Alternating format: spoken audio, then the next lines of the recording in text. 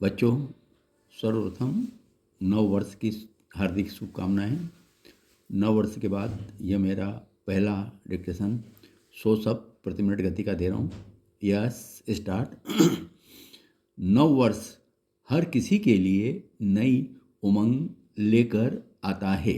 निजी जीवन में सुखद भविष्य के साथ ही सभी को यह उम्मीद भी होती है कि देश का विकास तेजी के साथ हो और इसका लाभ हर एक को मिले। यदि देश का माहौल सकारात्मक हो तो देशवासियों का जीवन भी सकारात्मकता से भरपूर रहता है। आज़ादी के बाद से जहां कई वर्ष माहौल सकारात्मक रहा, वहीं कई वर्ष ऐसे भी रहे जब देश के सामने गंभीर चुनौतियां रही। यह स्पष्ट है कि अंतर्राष्ट्रीय कारणों के चलते नए वर्ष में देश के सामने आर्थिक चुनौतियां रहेंगी। फिर भी यह वर्ष संभावनाओं भरा दिख रहा है।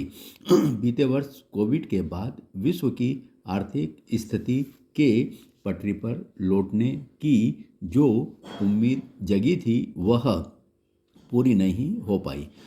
यूक्रेन और रूस के युद्ध ने आर्थिक मोर्चे पर विश्व के सामने तमाम चुनौतियां पेश कर दी। जहां यूरोप मंदी का सामना कर रहा है, वहीं अमेरिका में ब्याज दरें बढ़ने से उसकी विकास की गति थमी है। जब विकसित देश मंदी की चपेट में आते हैं तो उसका सीधा असर विकासशील देशों पर पड़ता है। विकासशील देश होने के कारण भारत भी अछूता नहीं रहेगा। यह तो मोदी सरकार की कूटनीतिक सफलता रही कि पिछले वर्ष विश्व के प्रमुख देशों की तमाम आपत्तियों के बाद भी भारत ने रूस से तेल खरीदना जारी रखा। इसके कारण भारत रूस यूक्रेन युद्ध के असर से एक हद तक बचा रहा। पिछले वर्ष भारत की विकास दर विश्व के तमाम देशों की तुलना में बेहतर रही। कुछ आर्थिक विशेषज्ञों का मानना है कि नए वर्ष के पहले 4-5 महीने चुनौतीपूर्ण रहेंगे। यदि सरकार का आम बजट विकासोन्मुख हो और उसमें लोक लुभावन नीतियों की भरमार न हो तो चुनौतियों से निपटा जा सकता है।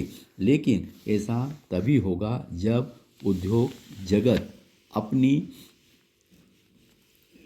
कर्मठता दिखाए। विश्व में मंदी के माहौल के बाद भी भारत अपने दम पर आर्थिक विकास को आगे खींच सकता है। जैसे उद्योग व्यापार जगत से यह उम्मीद है कि वह आर्थिक विकास को लेकर समर्पित रहे, वैसे ही जनता से भी अपेक्षा है कि वह देश के उत्थान को लेकर प्रतिबद्ध रहने के साथ नियम कानूनों के पालन को लेकर निष्ठावान रहे। आम जनता का समर्पण और अनुशासन ही किसी देश को चुनौतियों से लड़ने में सक्षम बनाता है। देश के आंतरिक माहौल को सही रखने में राजनीति की एक बड़ी भूमिका होती है। चूँकि इस देश में 9 राज्यों में विधानसभा चुनाव होने हैं, लिहाजा पूरे वर्ष राजनीतिक उठापटक जारी रहेगी और पक्ष विपक्ष के बीच आरोप प्रत्यारोप का दौर चलेगा। अगले वर्ष यानी 2024 में लोकसभा चुनाव होने के कारण केंद्र सरकार भी इस वर्ष के अंत तक आते आते चुनावी मोड़ में आ जाएगी। चुनावी माहौल में राजनीतिक दल किसी भी विषम परिस्थिति का लाभ लेने और समाज को बरगलाने के लिए तत्पर रहते हैं। ऐसे में देश की जनता से यही अपेक्षित है कि वह अपने विवेक का परिचय देने के साथ समाज और राष्ट्र के प्रति अपने दायित्वों को लेकर सजग रहें। समाज में सद्भाव कायम रहे, इसकी चिंता भी आम जनता को करनी होगी। राजनीतिक दलों के दृष्टिकोण से बीता वर्ष भाजपा के लिए कहीं अधिक ठीक ठाक रहा। उसने उत्तर प्रदेश, उत्तराखंड, गोवा के साथ मणिपुर में राजनीतिक सफलता हासिल करने के बाद गुजरात चुनाव भी शानदार तरीके से जीता। इसके अलावा वह महाराष्ट्र की सत्ता में साझेदारी करने में सफल रही। देवेंद्र फडणवीस और एकनाथ शिंदे की जोड़ी ने विपक्ष को उसी के खेल में मात दी। एक समय महाराष्ट्र में जो काम उद्धव ठाकरे ने किया था, वही काम बीते वर्ष बिहार में नीतीश कुमार ने किया। उन्होंने भाजपा का नाता तोड़कर राजद के साथ सरकार बनाई। यह भाजपा के लिए ठीक ही रहा, क्योंकि उसे बिहार में खुद के बलबूते अपने पैरों पर खड़े होने का अवसर मिला। इस वर्ष जो विधानसभा चुनाव होने हैं, उनमें कर्नाटक, मध्य प्रदेश, त्रिपुरा में भाजपा को सत्ता में वापसी के लिए संघर्ष करना पड़ेगा। मध्य प्रदेश में 2 वर्ष पूर्व ज्योतिरादित्य सिंधिया के पाला बदलकर भाजपा में आने के कारण कमलनाथ की सरकार गिरी थी और शिवराज सिंह सरकार फिर से बनी थी।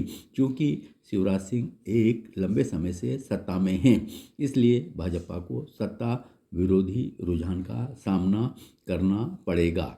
यही हाल कर्नाटक और त्रिपुरा में भी हो सकता है।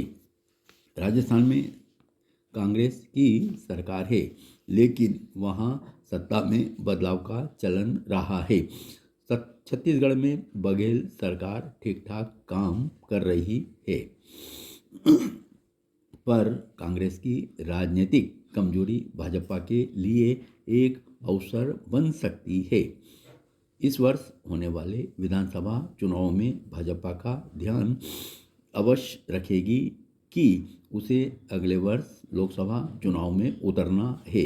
इसके चलते वह ऐसे फैसलों से बचना चाहेगी जो जनता को रास न आए। दूसरी ओर विपक्षी दल जनता को लोक लुभावन सपने दिखाने में कोई कोर कसर नहीं छोड़ेगी।